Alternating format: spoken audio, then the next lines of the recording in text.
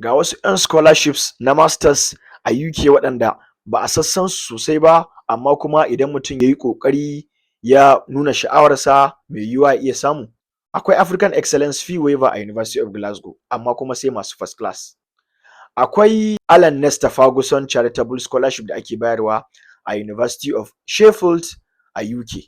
Akwai scholarship na masters da ake bayarwa yawanci daga shekara zuwa shekara a Institute of Development Studies, University of Sussex a Birtaniya, shi ma na masters ne.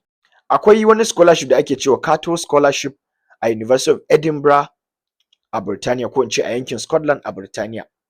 Akwai scholarship na ESRC, Economic and Social Research Council, da ake bayarwa a jami'o'i da dama a Birtaniya. Wannan scholarship din amma scholarship ne da ake bayarwa mutanen da suke nazari na halayyar dan adam, kuma scholarship ne na PhD, duk da cewa ana iya bada scholarship din na PhD wa mutane waɗanda suke da digirin farko amma kuma suke so su yi PhD, sai dai kawai kafin mutane su fara PhD ana sa su je su yi wani dan masters na research, amma dai da zumman cewa suna gamawa kuma za su shiga PhD.